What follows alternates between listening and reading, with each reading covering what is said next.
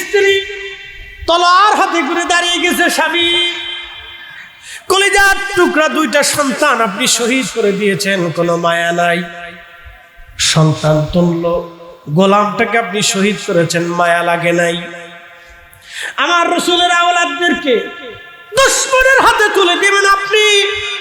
আমি আপনার বিবি, আপনি আমার স্বামী। আজকে স্বামী স্ত্রীর কোনো পরিচয় হবে না। আজকে আমি কথা বলবো তলোয়ার দিয়ে, একসাথে বলবেন কি আল্লাহু আকবার। স্ত্রী নাকতে বলতেছে, স্বামী তলোয়ার আজ কথা বলবে, তলোয়ার কথা বলবে। এখন জবানের কোনো কথা হবে না, তলোয়ারের ভাষা চলবে। স্বামী আর স্ত্রী দুইজন লড়াই শুরু করে দিলেন। আহা ও নারী জাতিরা, ও নারী জাতিরা, ইশকে রাসূলের তাড়নায় একজন নারী স্বামীর পরিচয় ভুলে গেলেন। ইশকে রাসূলের জন্য স্বামীর পরিচয় ভুলে গেলেন, সন্তান ভুলে গেলেন। সন্তানের মায়া হৃদয় থেকে বার করে দিয়ে ইশকে রাসূল দিয়ে মায়াটাকে পরিপূর্ণ করে ফেললেন। আহা মহিলা যুদ্ধ করতে করতে স্বামীর হাতে শহীদ হয়ে গেলেন। ইন্না লিল্লাহি ওয়া ইন্না ইলাইহি রাজিউন। যা চাইতেন আল্লাহ নবীকে আল্লাহ তা দিতেন। চাইলেন মাকামে মাহমুদ আল্লাহ নবীকে বানাই দিলেন, হাবিবুল্লাহ বানাইলেন। এরপরে আল্লাহ রসুলকে আমার আল্লাহ রহমাতুল লিল আলামিন বানাইলেন। শুধু এইখানে শেষ না, হাসরের ময়দানে আমার আল্লাহ মালিক ইয়াউমিদ্দিন আর আমার নবীজি শাফিউল মুজনিবিন, আমার আল্লাহ রব্বুল আলামিন, আমাদের নবী রহমাতুল লিল আলামিন, আমার আল্লাহ আরশে ওয়ালা আর আমাদের নবী মাকামে মাহমুদ ওয়ালা, আমার আল্লাহ জান্নাত ওয়ালা, জান্নাত নির্মাণ করনে ওয়ালা, আর আমার নবীজি জান্নাত বন্টন করনে ওয়ালা, আমার আল্লাহ পানি সৃষ্টি করনে ওয়ালা, আর আমার নবীজি হাউজে কাউসার বন্টন ওয়ালা। কে আসতে কোন কে জোরে বলেন। কোথায় রাসূলের, কোথায় বিয়োগ?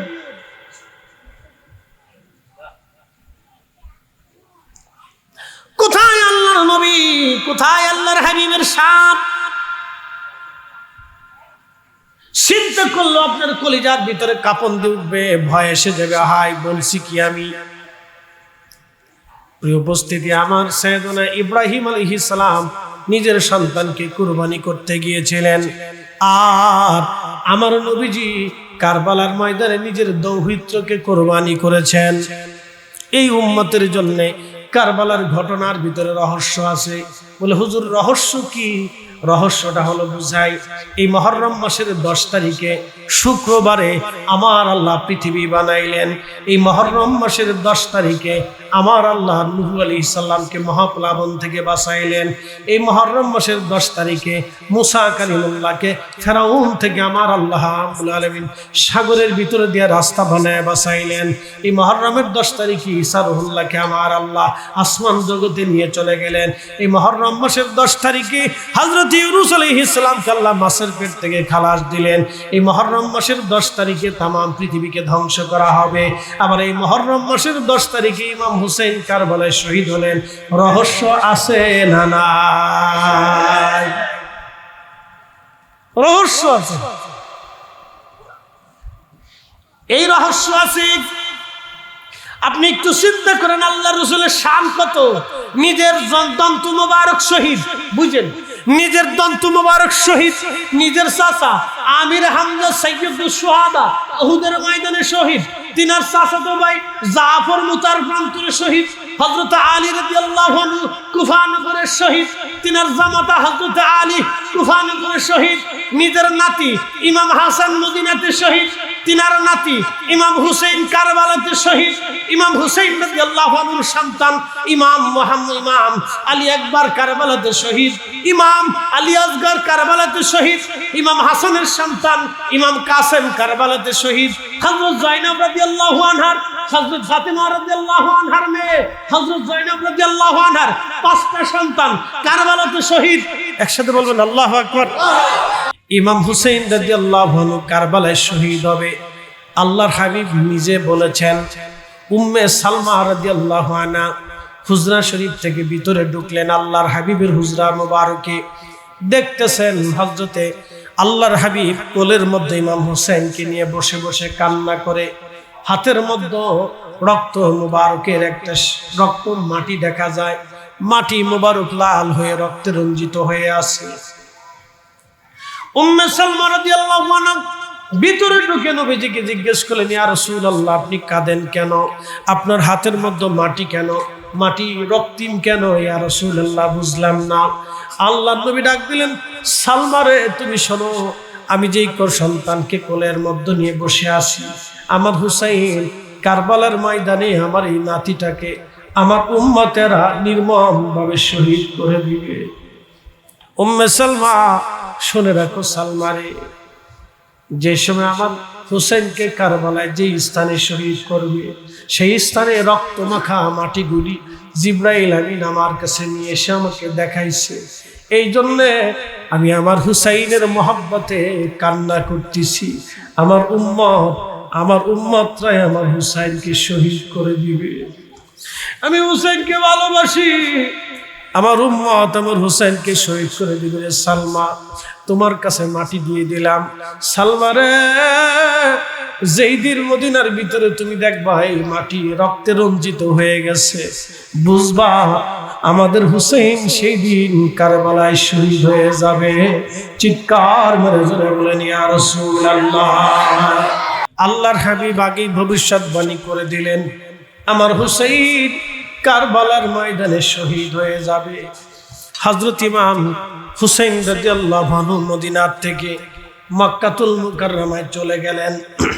মক্কা নগরীতে দামি দামি সাহাবীরা উপস্থিত ছিলেন। আব্দুল্লাহ ইবনে আব্বাস, আব্দুল্লাহ ইবনে ওমর, আব্দুল্লাহ ইবনে জুবায়ের, এমন করে অনেক দামি দামি সাহাবীরা মক্কায় উপস্থিত। ইমাম হুসাইন রাদিয়াল্লাহু আনহু তিনি মক্কা নগরে চলে গেলেন।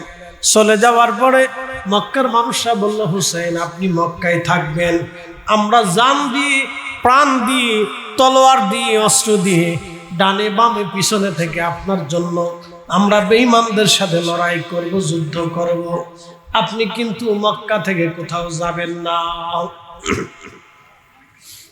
হযরত ইমাম হুসাইন রাদিয়াল্লাহু আনহু মক্কায় অবস্থান করলেন, কিন্তু বিপত্তি ঘটলো ভিন্ন। সিরিয়ার ইরাকের কুফা নগর থেকে একটা না দুইটা না 40,000 চিঠি আসলো মক্কাতুল মুকাররমায় ইমাম হুসাইন রাদিয়াল্লাহু আনহুর নামে। চিঠির মধ্যে লেখা, ওগো নবীর আওলাদ, নবীজির দৌহিত্র, আমরা কুফাবাসী আপনার হাতে বায়াত নিতে চাই, আপনার ডানে বামে পিছনে থেকে আপনাকে রক্ষা করতে চাই, আপনার সাথে যুদ্ধ করতে চাই। হুজুর, আপনি মক্কা থেকে কুফা নগরে চলে আসেন, আমরা আমাদের জীবনের সব কিছু দিয়ে আপনার সাথে, আপনার পক্ষ অবলম্বন করে বাতিলের সাথে আমরা যুদ্ধ করব। আপনি চলে আসেন কুফা নগরে। একটা না দুইটা না, প্রায় 40,000 চিঠি কুফা নগর থেকে মক্কায় চলে গেল। হযরত আল্লাহর রাসূল চিন্তা করলেন, তাহলে তার বসে থাকা যায় না, কুফা নগরে চলে যেতে হবে। তিনি রওনা করলেন। রওনা করার আগে মুসলিম বিন আকিলকে বললেন, ভাই আমার, তুমি যাও কুফা নগরে যাই দেখো কুফার হালত কেমন। যদি হালত ভালো হয়, তুমি চিঠি লেখার পরে আমি কুফার দিকে রওনা করব। মুসলিম বিন আকিল রাদিয়াল্লাহু তাআলা আনহু তিনি একা যান নাই, সাথে করে তার 2টা সন্তানকে নিয়ে চলে গেলেন।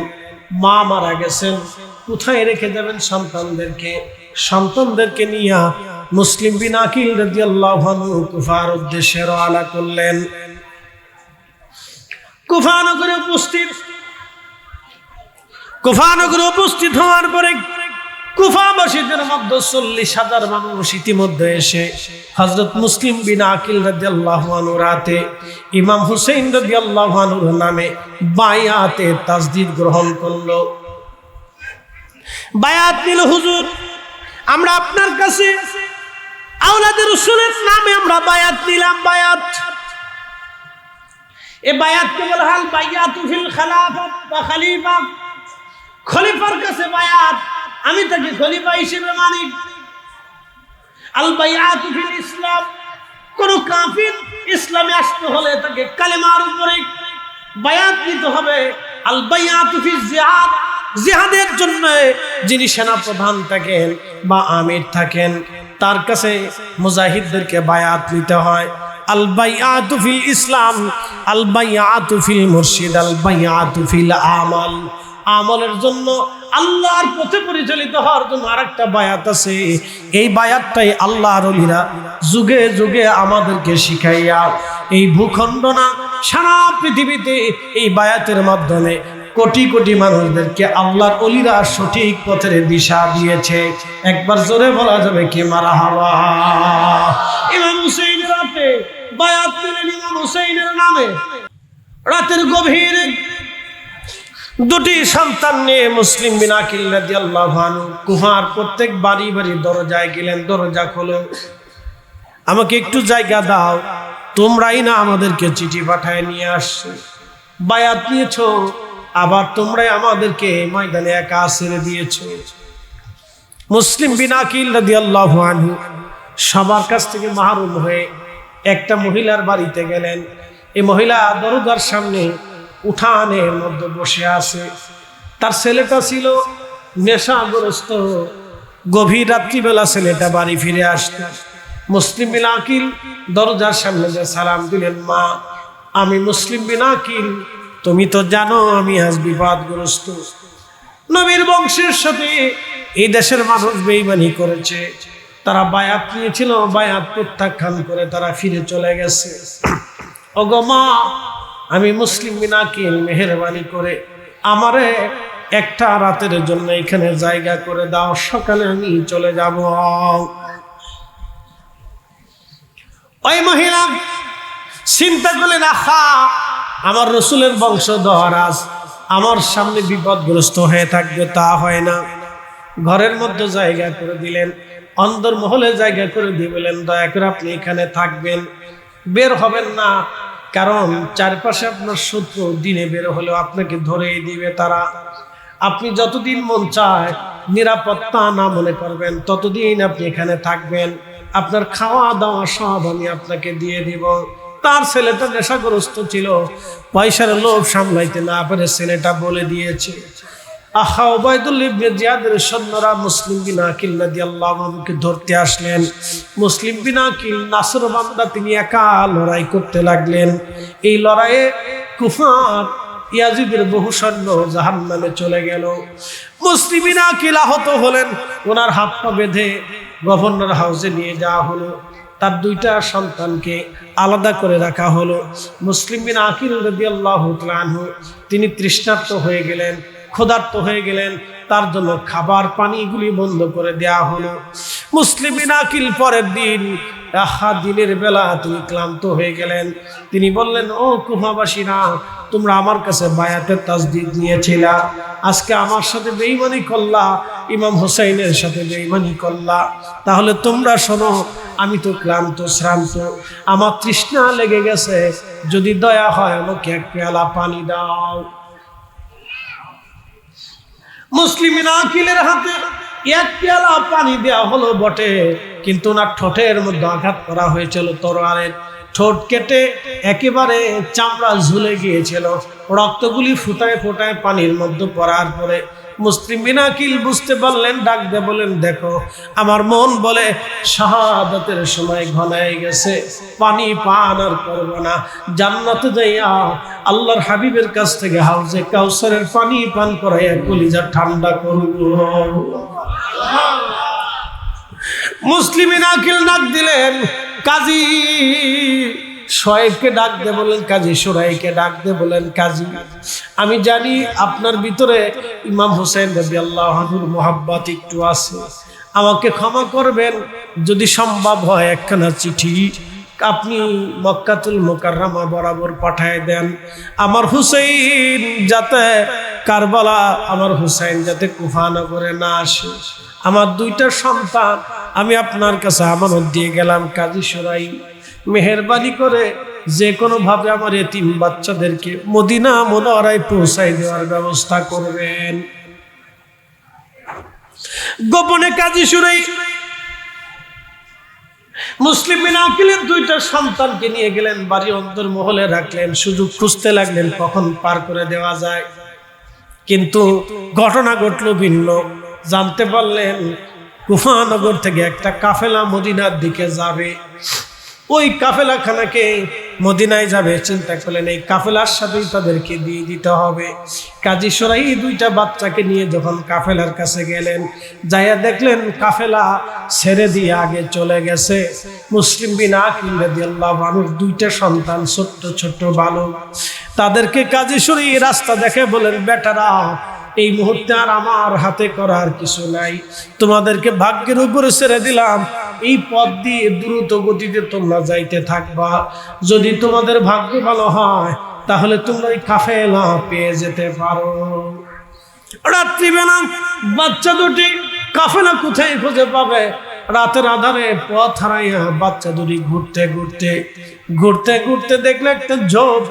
দুই ভাই চিন্তা করলাম আমরা এই ঝোপের মধ্যে বসে থাকি, আবার দিন যদি মানুষ আমাদেরকে দেখে তো ধরে নিয়ে যাবে, আমাদেরকে হত্যা করতে মারে। এই বাচ্চা দুটি ঝোপের মধ্যে বসে আছে। ঝোপের পাশে একটা কুয়া ছিল। এই কুয়াতে কুফার মানুষেরা পানি নেওয়ার জন্য আসতো। একজন মহিলা এই কুয়ার পাশে এসে দেখতেছে, পানি আনার জন্য গেছে ভোরে। ফজরে আজানের পরে সুবে সাদিক যখন আসছে, সকাল সকাল যখন পরিষ্কার পরিষ্কার দেখা যায়, মহিলা চিন্তা করলো সকাল সকাল পানি নিয়ে এসে রান্না বান্না করি। সকাল সকাল কুয়া থেকে পানি আনতে যায়, দেখতেছে ঝোপের ভিতরে নুরানি চেহারা দুইটা বাচ্চা বসে আছে। কাছে যায় বললো, বাবারা তোমরা কারা গো? এই ঝোপের মধ্যে তোমরা বসে আছো। দুইটা ছেলে কাঁদে আর বলে, আমরা মুসলিম মিরাকিলের এতিম সন্তান, আমাদের বাবাকে এই দেশের শাসক উবাইদুল্লাহ শহীদ করে দিয়েছে, আমার মা ইন্তেকাল করেছে, আমরা রসুল পরিবারের সন্তান, আমরা মদিনায় যাব বলে পথ হারাইছি, এই ঝোপের মধ্যে আমরা লুকাই রয়েছি। মহিলার মনে মায়া লাগলো, আরে আমার রসুল পরিবারের সন্তান আজ এতিম হয়ে গেছে। ওরা কষ্ট করতেছে। মহিলা বুকের মধ্যে কোলের মধ্যে নিয়ে বলেন, বেটা নারী, আমি তোমাদের মায়ের মতো, চিন্তা করিও না, আমি যত সময় বেঁচে থাকবো তোমাদের কোনো ক্ষতি হতে দেব না। একবার জোরে বলা যাবে কি মারহাবা। ওরে ইশকে রাসূলের জন্য দলিল লাগে না, ইশকে রাসূলের জন্য বয়স লাগে না, ইশকে রাসূলের জন্য শিক্ষা লাগে না, ইশকে রাসূলের জন্য মেধা লাগে না, ইশকে রাসূলের জন্য আলেম হওয়া লাগে না, ইশকে রাসূলের জন্য আশিক রাসূল হওয়ার জন্য অনেক কিতাব পড়া লাগে না, আশিক রাসূল হওয়ার জন্য অনেক ডিগ্রি নেওয়া লাগে না। আশিক রাসূল হওয়ার জন্য একটা দিল লাগে, যেই দিল রাসূল প্রেমে কাঁদবে, যেই দিল নবীর গোলামি করবে, এই দিল হলেই চলে। আশিক রাসূল হওয়ার জন্য কোনো দলিল লাগে না। কথা বলেন ঠিক না বেঠে? ওইদিকে উবাইদুল্লাহ ঘোষণা দিয়ে দিছে, মুসলিম বিন আকিলের দুইটা ছেলেকে যদি তোমরা ধরে আনতে পারো 1000 স্বর্ণ মুদ্রা দেওয়া হবে। 1000 স্বর্ণ মুদ্রা সেটা গেলে কথা না। একটা স্বর্ণ মুদ্রা যদি আপনি হাত করে ধরেন, তো বর্তমান বাজার মূল্য 85,000 টাকা। 1000 স্বর্ণ মুদ্রা তাহলে কি পরিমাণে দাম হতে পারে একটু চিন্তা করে দেখেন। হযরতে মুসলিম বিন আকিল রাদিয়াল্লাহু তাআলা আনহু, আহা তিনি শহীদ, তিনার দুইটা সন্তান ঘরের মধ্যে গোপনে রেখে দিয়েছে। মহিলার স্বামীর নাম ছিল হারেস। এই হারেস ছিল অত্যন্ত বড় লোভী। হারেস জানতে পারছে মুসলিম বিন আকিলের দুইটা সন্তানকে যদি ধরে দেওয়া যায় 1000 স্বর্ণ মুদ্রা পাওয়া যাবে। এই লোকটা ঘর থেকে বের হয়ে ঘোড়া নিয়ে সকালবেলা বের হয়ে গেছে। সারা কুফা নগরের মদিনার অলিগলি দিয়ে, মদিনার রাস্তা দিয়ে, যে রাস্তা দিয়ে মদিনায় যায়, মক্কায় যায়, বিভিন্ন এলাকায় যায়, সব রাস্তাগুলি মরুভূমি, তন্ন তন্ন করে সবাই তালাশ করছে। যেই কুফার মানুষ ইমাম হুসাইনের নামে বায়াত নিয়েছিল, সেই কুফার মানুষই টাকার জন্য আজ নবীর বংশধর মুসলিম বিন আকিল রাদিয়াল্লাহু আনহু সন্তানদেরকে ধরার জন্য নিয়ে যাচ্ছে। আজ দৌড়াইতেছে। এই জন্য বিরাট বড় বেঈমানি, মানুষ বড় অকৃতজ্ঞ, মানুষ বড় নাফরমান। তার মানে বোঝা গেল টাকার কারণে আগের জমানা তো মানুষ বেঈমানি করত, এখনো টাকার কাছে মানুষ বেঈমানি করবে। কথা কম না কেন, ঠিক কিনা? এখনো টাকার কাছে বেঈমানি করবে, আগেও করছে এখনো করবে, আগামী করবে।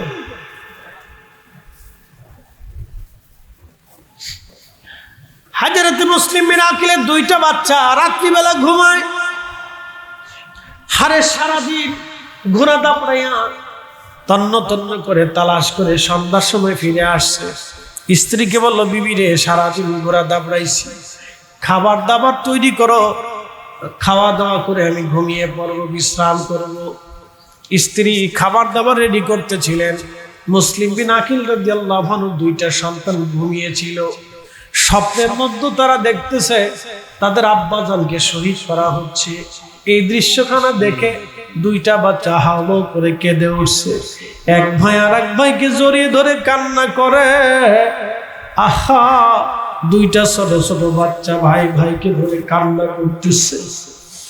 এমন সময় হারেস ডাক ডাকে, বিবি রে, আমার ঘরের মধ্যে তো কোনো ছোট বাচ্চা নাই। ছোট বাচ্চা কারা? এরা আমার ঘরের মধ্যে কান্নাকাটি করে। স্ত্রী ডাক ডাকে, স্বামী নিবৃত হন, খাইতে বসেন, চিন্তা করতে হবে না, ওটা আমাদের পাশের বাড়ির বাচ্চা আমার ঘরে রেখে গেছে, কোনো কারণে হয়তো ওরা কান্না করে। হারেস ডাক ডাকায়, বিবি রে, কান্নার আওয়াজে তো কুফার বাচ্চা মনে হয় না, কান্নার আওয়াজে মদিনার ঘিরান পাওয়া যায়। আমাকে দেখতেই হবে এই ঘরের মধ্যে কে আছে, কারা আছে।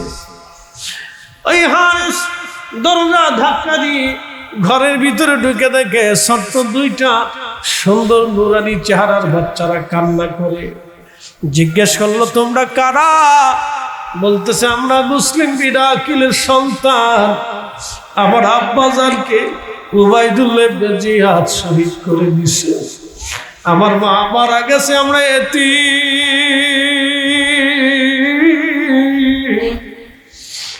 আমরা নবীর বংশধর। মদিনায় যাওয়ার জন্য রাত্রিবেলা কাফেলা ধরার জন্য চেষ্টা করতেছিলাম, পথ হারিয়ে ফেলছি। হারেস ডাক দেখা, শিকারী যখন আমার ঘরের মধ্যে, আমি তখন শিকার যখন আমার ঘরের মধ্যে, আমি তখন সারা দুনিয়া ভরে তন্ন তন্ন করে তালাশ করি, তোমাদের কাছে পাইছি, তোমাদের মাথার বিনিময়ে 1000 স্বর্ণ মুদ্রা আমাকে দেওয়া হবে। স্ত্রী ডাক ডাকা, স্বামী অনুরোধ করি, আপনারা আখিরাত নষ্ট করবেন না, আমার নবীর বংশের সাথে বেঈমানি করবেন না। স্বামী রে, আখিরাত হারাইবেন না, দুনিয়ার জন্য আখিরাত ধ্বংস করবেন না। স্বামী রে, আমি স্ত্রী আপনাকে অনুনয় বিনয় করতেছি, আপনি দয়া করে। সম্পদের বিনিময়ে হারেসের মনে মায়া নাই, ধরেই নিয়ে যাবে মুসলিম বিন আকিল রাদিয়াল্লাহু আনহু 2টা সন্তানকে। ঠিক এমন সময় নিগ্রো কালো, আহা, নিগ্রো কালো একটা গোলাম বর্ষা হাতে করে হারেসের সামনে দাঁড়ায় বলে, মালিক, আমি আপনার বাড়ির গোলাম, ছোট্টকাল থেকে আপনি আমাকে সন্তানের মতো আদর করছেন, আমার মায়ের মতো আপনার স্ত্রী আমাকে আদর করে বড় করছেন, আমি আপনার বাড়ির গোলাম। আমি জানি মনি, গোলামীর জীবনে কোনো জীবন নাই, আমি একজন গোলাম, আমার জীবনের কোনো মূল্য নাই, আমি আপনার গোলাম, আমার জীবনের কোনো মূল্য নাই মালিক, আমি জানি আমার গোলামীর জীবনের কোনো মূল্য নাই, আমার জিন্দেগির কোনো মূল্য নাই। মালিক রে, অনুরোধ করি, রাসূল পরিবারের সন্তানদেরকে দুশমনের হাতে দিয়ে আখিরাত ধ্বংস করবেন না। আরে ধমক দিয়ে বললেন, বেটা সার সামনে থেকে।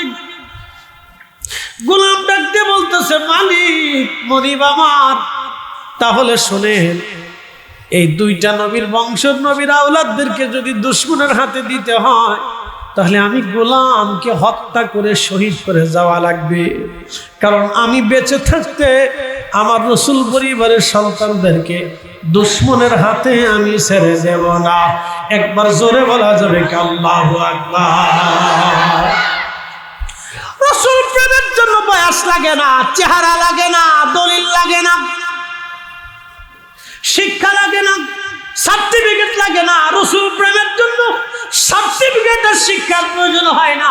একজন গোলামের কলিজার ভিতরে আল্লাহ ইশকে রসুল ঢুকায় দিয়ে দিল।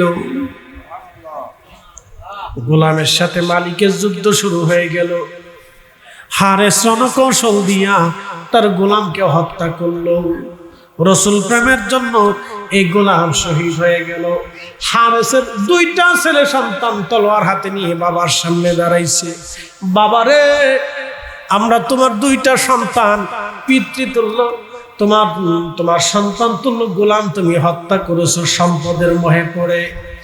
আমরা তোমার ছেলে, বাবার পরিচয় দেব না। আল্লাহর কসম করে বলে রসুল পরিবারের সন্তানদেরকে আমরা জিন্দা থাকা অবস্থায় দুশ্মনের হাতে ছেড়ে দিব না। চিৎকার মেরে জোরে বলা যাবে আল্লাহু আকবার। এরা আশিক, এরা আশিক, এরা আশিক। রসুল ডাক দিয়ে বললো, বাবারে, তুমি যদি আমাদেরকে হত্যা করো তারপরে তুমি তাদেরকে নিতে পারবা, আমাদেরকে হত্যা না করা পর্যন্ত কখনো আমরা তাকে দুশ্মনের হাতে ছেড়ে দেব না। আজকে বাপ বেটার কোনো পরিচয় হবে না, আজকে তলোয়ার কথা বলবে। ছেলে বলতেছে আজকে তলোয়ার কথা বলবে। সন্তান বাবার কোনো পরিচয় হবে না, আজকে তলোয়ার কথা বলবে। বাবা তলোয়ার কথা বলবে, আজ তলোয়ার কথা বলবে। ঠিক তখনই ছেলেদের সাথে বাবা লড়াই শুরু করলো। হারেস দুনিয়ার মোহে পড়ে সন্তানদের সাথে লড়াই শুরু করলো। একটা পর্যায়ে সন্তানরা শহীদ হয়ে গেল। আহা, রসুল প্রেমের জন্য দুইটা সন্তান বাবার সাথে যুদ্ধ করে শহীদ হয়ে গেল। তারপরও বাবার পরিচয় দেয় নাই। ইশকে রসুল, ইশকে রসুল। একবার জোরে বলা যাবে কি মারহাবা। ইন্নাকা উলিতা মুবাররান মিন কুল্লি আইব কাআন্নাকা কদ খুলিকতা কামা তাশা। সাহাবীরা আল্লাহু আকবার। হাসান বিন সাবিত রাদিয়াল্লাহু আনহু বলতেছিলেন, ইন্নাকা উলিতা মুবাররান মিন কুল্লি আইব কাআন্নাকা কদ খুলিকতা কামা তাশা। নবীজি, আপনি দুনিয়াতে আসেন, আপনার আগে এবং পরে কোনো আইব নাই, কোনো ত্রুটি নাই, খাতা নাই, দোষ নাই, আপনি আইব মুক্ত। কান্নাকা কদ খলিকতা কামা তাশা। আপনাকে আল্লাহর এই অবয়ব, এই সুরূপ, এই যে সৃষ্টি করার আগে আল্লাহ মনে হয় আপনার সাথে পরামর্শ করে নিয়েছিল। আপনি এত সুন্দর। মদিনার বাচ্চারা, নবী হিজরত করে মদিনায় আসে, মদিনার বাচ্চারা বলতে লাগলো, তোলাল বাদরু আলাইনা মিন সানিয়াতিল বেদা ওয়াজাবা শুকরু আলাইনা মাদা লিল্লাহি দা। আমাদের মাঝে সানিয়া পর্বতের পাদদেশ দিয়ে দেখো একটা পূর্ণিমার চাঁদ আসে। আরে মদিনার বাচ্চারা রসুলকে পূর্ণিমার চাঁদের সাথে তুলনা করে, আর আব্দুল ওয়াহাব নজদি, মোহাম্মদ ইবনে আব্দুল ওয়াহাব নজদির 5টা গোলামরা আমার নবীকে পিয়ন বলে ডাকে। কথা কন্যাকে ঠিক না? প্রিয় উপস্থিতি, আমি দেখে যাব না। মুসলিম বিন আকিলের 2টা সন্তান, তাদের জন্য, রসুল পরিবারের জন্য এখন হারেসের সামনে তার পরিবারের 4 জন মানুষ শহীদ হয়ে আছে। এবার হারেস চিন্তা করলো, এই বাচ্চাদেরকে যদি জিন্দা নিতে চাই তাহলে কুফার মানুষ তো আমাকেও মেরে ফেলে দিয়ে বাচ্চা নিয়ে যাবে। আমি সম্পদের জন্য স্ত্রী হত্যা করলাম, সন্তানদেরকে হত্যা করলাম, গোলাম হত্যা করলাম, ওই সম্পদ আমার হাতছাড়া হয়ে যাবে। হারেস চিন্তা করলো, তাহলে 2টা বাচ্চাকেও হত্যা করতে হবে। হারেস নির্দয় সেদিন টাকার জন্য মুসলিম বিন আকিল রাদিয়াল্লাহু আনহু 2টা সন্তানকে শহীদ করে দিল। মাথা মোবারক কেটে দেহ থেকে বিচ্ছিন্ন করে মাথা মোবারক নিয়ে বস্তার মধ্যে ভরে নিয়ে কাঁধে করে চলে গেল।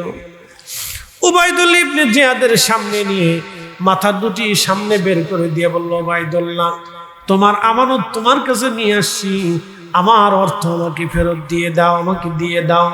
বলে, কি? 1000 স্বর্ণ মুদ্রা পুরস্কার ঘোষণা করেছো, তোমার আসামি আমি ধরে নিয়ে আসছি। বলে, কারা? এই ছোট্ট 2টা বালকের মাথায় এরা কারা? বলে, এরা মুসলিম বিন আকিলের 2টা সন্তান, আমি তাদের মাথা তোমার কাছে নিয়ে আসছি। হারেস ডাক ডাকে, ওরে বেঈমান, আমি তো জিন্দা আনতে বলেছি, মাথা আনতে তো বলি নাই। আরে আমি তো মাথা আনতে বলি না, আমি জিন্দা আনতে বলেছি। 1000 স্বর্ণ মুদ্রার লোভে তুই তোর ছোট্ট বাচ্চা 2টাকেও তুই হত্যা করে ফেললি। ওরে হারেস, টাকা পাইলে তুই আমারও মেরে ফেলবি, টাকা পাইলে তুই আমারও মারবি। সম্পদের জন্য 2টা এতিম বাচ্চাকে তুই হত্যা করেছিস। যদিও মুসলিমের সাথে আমাদের দুশ্মনী আছে, কিন্তু এরা তো ছোট বাচ্চা। সম্পদের জন্য তুই ছোট্ট বাচ্চাদেরকে হত্যা করলি, সম্পদের কারণে তুই আমাদেরকেও হত্যা করতে পারবি। এরে জল্লাদের ধরে নিয়ে যা, হারেসের দুনিয়ায় জীবিত রাখা যাবে না, এটা অনেক বড় বেঈমান, একেও হত্যা করে ফেলো। ওরে জাহান্নামে পাঠা, তাড়াতাড়ি ওকেও হত্যা করে ফেল, কারণ ও টাকার জন্য আমাকেও মেরে ফেলতে পারে, বেঈমানি করতে পারে। হারেসের দুনিয়াও গেল, আখিরাতও গেল, কিন্তু রসুলের মহাব্বতে পড়িয়া কয়েকজন বান্দা আল্লাহর জান্নাতে চলে গেল। কথা বলেন ঠিক না বেঠে? চন্দনাইশবাসী, মনোযোগের সাথে শুনবেন আপনারা। আমার রসুলের ইজ্জত নিয়ে আমার আল্লাহ সর্বপ্রথম সেমিনার করেছিলেন, মাহফিল করেছিলেন। আল্লাহ সমস্ত নবীদেরকে সতর্ক করেছিলেন, হে নবীরা, তোমাদেরকে নবুয়াত দিব। ওয়াইদা খাযাল্লাহু মিসাকান নাবিয়্যিনা লামা আতাইতুকুম মিন কিতাব, কিতাব দিব, ওয়া হিকমা, এবং হিকমত দিব। তোমাদেরকে কিতাব দিব, হিকমত দিব। সুম্মা জাআকুম রাসূল, তোমাদের মাঝে আমার একজন রসুল যাবে। আল্লাহ একজন রসুলের কথা বললেন, তোমাদের মাঝে আমার একজন রসুল যাবে। একজন রসুল তোমাদের মাঝে যাবে, মুসাদ্দিকুল লিমা মাআকুম, সত্য সহ যাবে, কোরআন শরীফ নিয়ে যাবে, আমি আল্লাহর বাণী সমূহ নিয়ে যাবে। সেই সময় তোমরা আমার এই নবীর উপরে, আমার নবীরা আমার আখির নবীর উপরে তোমরা ঈমান আনবে এবং তাকে সাহায্য করবে। যদি তোমরা ওয়াদা করো তাহলে তোমাদেরকে কিতাব দিব। তোমরা এই নবীর উপরে সাক্ষ্য দাও, তারপরে তোমাদেরকে নবী বানাবো। যদি সাক্ষ্য না দাও, নবী বানাবো না। আদম হবে না, মুসা হবে না, মুসা কালিমুল্লাহ হবে না, আদম সবিউল্লাহ হবে না, ইব্রাহিম খলিলুল্লাহ হবে না, ইসমাইল জবিহুল্লাহ হবে না, ঈসা রুহুল্লাহ হবে না, কোনো নবী হবে না। দাউদ আলাইহিস সালাম কিতাব পাবে না, সুলাইমান আলাইহিস সালাম বাদশাহী পাবে না, হযরত ইউসুফ আলাইহিস সালাম সৌন্দর্য পাবে না, হযরত ইয়াকুব আলাইহিস সালাম বংশ পাবে না, হযরত আইয়ুব আলাইহিস সালাম রোগ মুক্তি হবে না, হযরত ইউনূস আলাইহিস সালাম মাছের পেট থেকে বের হবে না, হযরত নূহ আলাইহিস সালাম মহাপ্লাবন থেকে বাঁচবে না। যদি ওই নবীর উপর ঈমান না আনো, ওই নবীর উপর ঈমান আনার কারণে সব পাবা। একসাথে বলবেন আল্লাহু আকবার। সাইয়্যিদুনা ইব্রাহিম স্ত্রীর কাছে যা বললেন, বিবি আমার সন্তানকে কাপড় চোপড় পরাইয়া সাজিয়ে গুজিয়ে দাও। ছেলে পরিণত বয়স, ফালাম্মা বালাগা মাহু সায়া ক্বালা ইয়া বুনাইয়া ইন্নী আরা ফিল মানাম, ইন্নী আরা ফিল মানাম। নবীদের স্বপ্ন ওহী।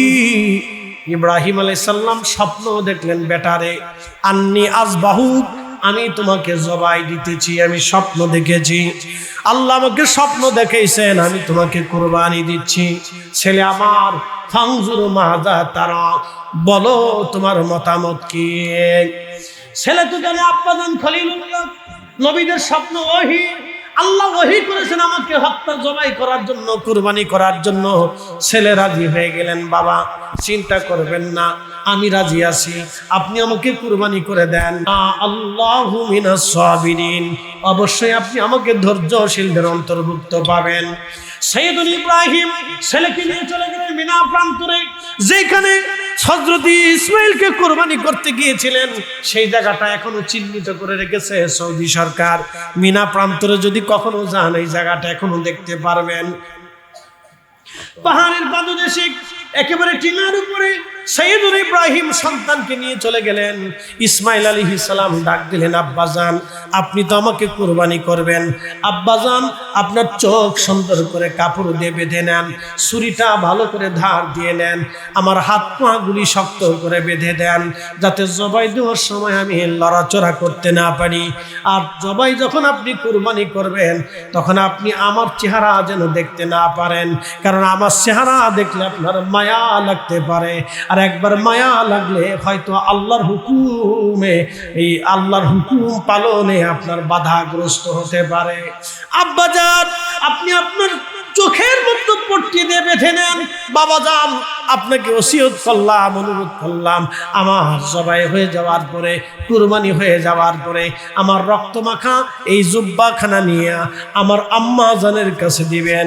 আম্মা জান যেন জুব্বাখানা দেখে দেখে আমার জন্য বেশি বেশি করে দোয়া করে। একবার জোরে বলা যাবে কি আল্লাহু আকবার। ইব্রাহিম আল্লাহকে খুশি করতেন, এই জন্য তিনি খলিলুল্লাহ, তিনি আল্লাহকে খুশি করতেন, এই জন্য তিনি খলিলুল্লাহ। আর বুঝেন, যার কারণে জগত সৃজন রে দেখো, চন্দ্র সূর্য তারা শূন্য ভরে। আমার পীর মুর্শিদ আমার হুজুর কেবলা শের গাইতেন শেষ রাত্রি, যার কারণে জগত সৃজন রে দেখো, চন্দ্র সূর্য তারা শূন্য ভরে, আসে অচল চলে ধরা ধরে, নবী পদবিনে ভাব সবই মিশে। এর অর্থ হচ্ছে যার কারণে तमाम সৃষ্টি সৃজিত হলো তিনি আমাদের নবী, যার কারণে আকাশের সূর্য তার গ্রহের মধ্যে চলে, নক্ষত্রগুলি তার কক্ষপথে পরিচালিত হয়, যে নবীর কারণে খুঁটিবিহীন আসমান আল্লাহ তুলে ধরেছেন, যে নবীর কারণে নক্ষত্রগুলিকে আমার আল্লাহ শূন্যে ধরে রেখেছেন, যে নবীর কারণে আমার হুজুর কেবলা বলতেছেন, বাবারা তোমরা শোনো, সেই রসুলের কদম ব্যতীত তোমার জীবনের সব মিথ্যা হয়ে যাবে। নামাজ, রোজা, জিকির, ফিকির, ইবাদত, কালেমা, ঈমান, হজ, যাকাত, দান, সদকা, ভালো কাজ যা কিছু আছে সব বিফল হয়ে যাবে। ওই নবীর কদমের গোলামি ছাড়া উম্মতের নাজাতের কোনো রাস্তা নাই। কথা কোন ঠিক কি না? মুসলিম বিন আকিল রাদিয়াল্লাহু আনহু শহীদ হলেন। আহা, দুইটা বেটাও শহীদ হলেন, তারা জান্নাতের মেহমান হলো। মুসলিম বিন আকিল রাদিয়াল্লাহু আনহুর মাজার আছে, দুইটা বেটারও মাজার আছে। আহা, 6 বছর মুহাম্মদ ইব্রাহিম 8 বছর বয়সে দুইটা ছোট্ট বাচ্চা শহীদ হয়ে গেল। ইয়া রাব্বি, ইয়া আল্লাহ। তো জুলুম তো সে সময় কঠিন জুলুম ছিল। উপস্থিতি আমার, এই জন্য যারা মানুষ হত্যা করে আমি মনে করি তাদের অন্তরে ইয়াজিদের ফেতারটা ঘুরে। কথা কোন ঠিক কিনা? যারা মানুষ মারে ওদের অন্তরে ইয়াজিদের ফেতারটা ঘুরে। মান কাতালা নাফসান বিগাইরি নাফসিন আও ফাসাদিন ফিল আরদি ফাকান্নামা কাতালান নাস জামিআ। এ বান্দা, নিরপরাধ মানুষ যে ফাসাদ সৃষ্টি করে, যে মানুষ হত্যা করে নাই, এমন একজন নিরপরাধ মানুষকে যদি তোমরা হত্যা করো, সে হিন্দু হোক, বৌদ্ধ হোক, খ্রিস্টান হোক, মুসলমান হোক, যাই হোক, কাতালান নাস জামিআ, তুমি যেন तमाम পৃথিবীর মানুষকে হত্যা করলো। দেখছেন ঢাকা শহরে একটা মানুষকে কিভাবে পাথর মেরে মেরে নির্মম ভাবে হত্যা করলো, সাদার জন্য, টাকার জন্য হত্যা করা হলো। যারা হত্যা করলো হাজার হাজার মানুষের সামনে থেকে হত্যা করলো, কেউ ঠেকাইতেও আসলো না, ধরতেও আসলো না। কি নির্দয় মানুষ, কি শহরে বাস করি, কি দেশে বাস করি। আমার মনে হয় এমন পরিস্থিতি এখন হয়েছে, যদি ভালো মানুষরা পারত এই দেশ থেকে পালাই চলে যেত। মানুষ কতটা নির্দয়, একটা রাজধানীর শহরে হাজার হাজার মানুষের সামনে মানুষটাকে হত্যা করা হইতেছে, কেউ ধরলো না, কেউ ফিরাইতেও আসলো। কি আশ্চর্য, কি দেশে বাস করি আপনি কল্পনা করতে পারবেন? কি আশ্চর্য দেশ, কে ধরতে আসলো না, কে ফিরাইতে আসলো। এই হচ্ছে আমাদের দেশ।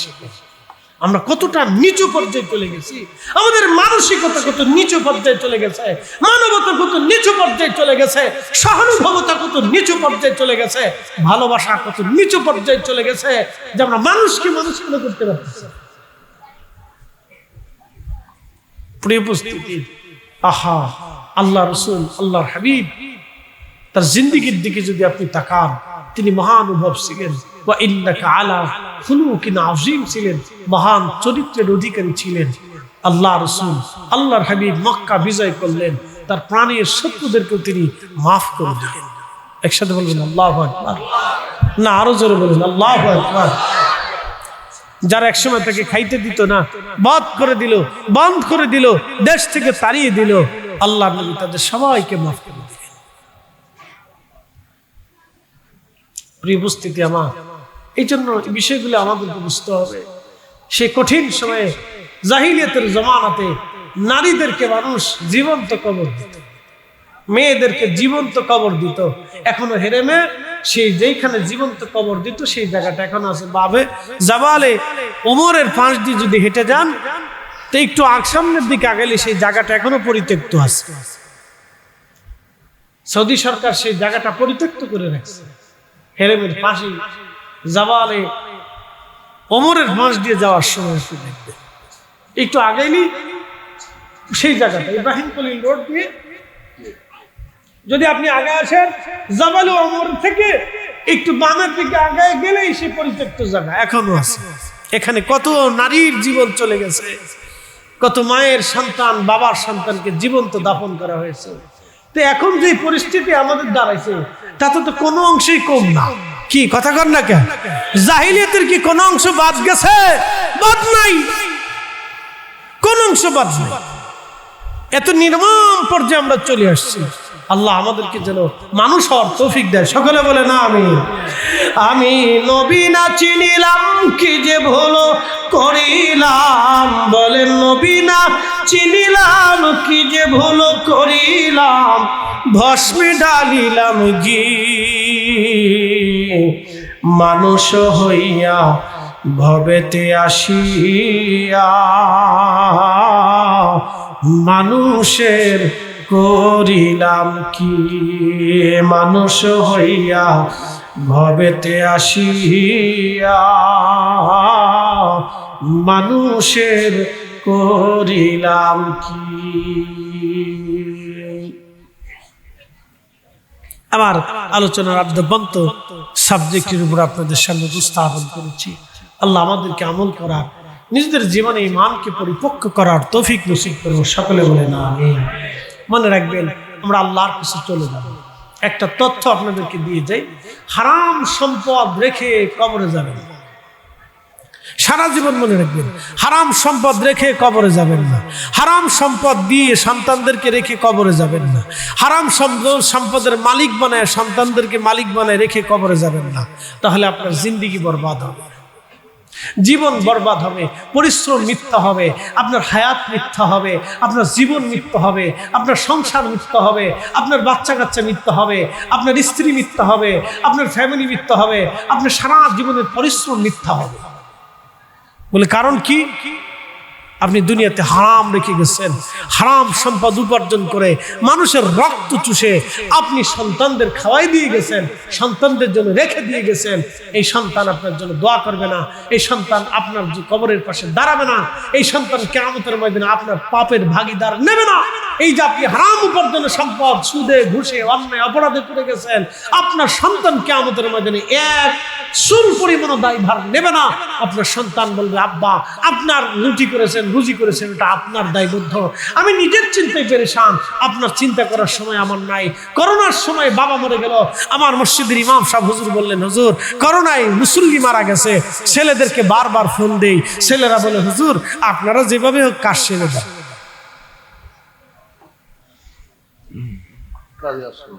না কাজে আসেনি। হুজুর বলতেছে, ইমাম সাহেব হুজুর বলতেছে, হুজুর কতটা নির্মম মানুষ হয়ে গেছে, সন্তানদেরকে বারবার ফোন দিই, একটাবার দেখে যান। বলতেছে হুজুর আপনারা যারা আছেন এই যে কাজ সেরে কোনো রকম খবর দিয়ে চলে আসেন। শেষ শেষ বাস্তবতা থেকে বলতেছি, এই জিনিসগুলি উপলব্ধি করবেন, এগুলি বোঝার চেষ্টা করবেন। প্রিয় ভাই আমার, আমরা অবশ্যই আল্লাহর কাছে চলে যাব, অবশ্যই আল্লাহর কাছে চলে যাব। প্রিয় ভাই আমার, প্রিয় বন্ধু আমার, আমরা অবশ্যই আল্লাহর কাছে চলে যাব। অন্যায়ভাবে হারামভাবে সম্পদ রুটি রেখে যাবেন না, সন্তানের জন্য রাখবেন না। রাসূল কারীমকে নিজের জীবনের চাইতে বেশি ভালোবাসবেন। মনে রাখবেন, আপনি সালমান খান, শাহরুখ খান, অমুক খান, এসি মেসি, নেইমার টেইমার কি আরো আবিজাবি যা আছে, হেতার মতো চুল কাটেন, হের মতো চুল রাখেন, একবার মুরগা কাটিং, এটা বক কাটিং, এটা ফুটবল কাটিং, কত কাটিং দিচ্ছেন, প্যান্ট পরেন, এনে সিরা, এনে ভাড়া, একবার নিচে চলে, একবার উপরে আনে, গিরের উপরে নামে, ঠাকুর নিচে নামে, কত কায়দা বায়দা। মাঝে মধ্যে মনে হয় এটা খয়রাতি না ভিক্ষুক, না এটা পাগল, না আদা পাগল, বোঝা যায় না। কি কথা কন না, বোঝা যায়? বোঝা যায় না। এনে ভাড়া, এনে সিরা, এনে ভাড়া, এনে সিরা। আজকে খবরে দেখলাম একটা মেয়ে বাবা মার বিরুদ্ধে মামলা দিতে এসছে। মেয়ে মামলা দিতে গেছে, মেয়ে মামলা দিছে, আমি আমেরিকায় পড়তে যাব, আমার বাবা মা পড়তে দেবে না, যাইতে দেবে না। আদালতে দাঁড়ায় মেয়ে কি জবাব দিছে জানেন? জবানবন্দি দিছে মেয়ে, জানেন? মেয়ে বলতেছে আমার বাবা এবং মা তাদের নিজেদের জীবনের কাম খায়েশ পুরা করতে যে আমার জন্ম দিছে। এই মুসলমান বুঝে যান, আমাদের সন্তানরা কতটা ডিমোশন, বুঝেন? এই কথার অর্থ বুঝেন? যারা বিয়ে শাদী করছেন, বয়স হয়েছে, তারা বুঝলেন আমার এই কথাটা। আমার বাবা মা তাদের নিজেদের জীবনের কাম খায়েশ পুরা করতে যে আমার জন্ম দিচ্ছে। আমি ইচ্ছা করে আসিনি, আমার বাবা মা আমার জন্ম দিচ্ছে, অতএব তাদের ভরণ পোষণ আমাকে ভরণ আমি যা সব তাই দিতে। বিরুদ্ধে মামলা করছে মেয়ে মামলা করছে। সন্তানের জন্য কত বাবার সন্তানের হাতে লাঞ্ছিত হতে দেখেছি। মেয়ে অস্বীকার করে, মেয়ে একটু বুঝবান হয়েছে, এক পুরুষের হাত ধরে চলে গেছে। পুরুষ একটা পাইছে, হাত ধরে চলে গেছে। কোথায় গেছে? পরের বাবার পরিচয় দেয় না। আদালতে দাঁড়াইছে, বাবা মা দাঁড়াইছে, সন্তান তুমি আমাদের কাছে ফিরে চলে আসো। মেয়ে বলতেছে না, আমি বাপ মা চিনি না।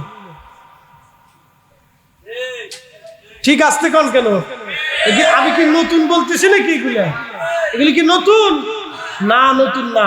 একটা বাবা এবং মায়ের জন্য কতটা লজ্জার হলে, কতটা অপমানের হলে আদালতে দাঁড়ায় মেয়ে বলতেছে আমি বাপ মা চিনি না।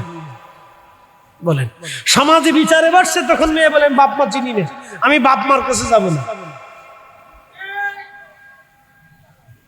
হ্যাঁ, ডিমোশন।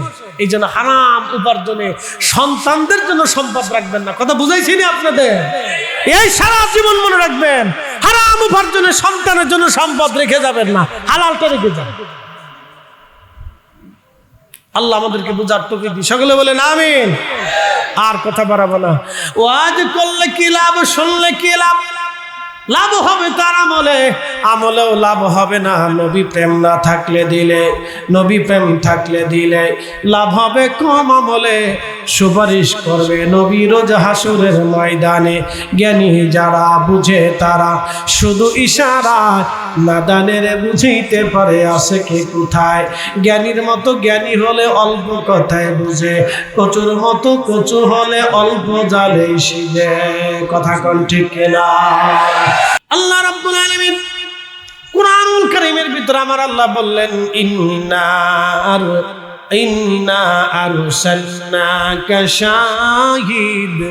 সর্বপ্রথম আল্লাহ শাহিদ বললেন, শাহিদাও ওয়া মুবাশশিরাও ওয়া নাযীরা।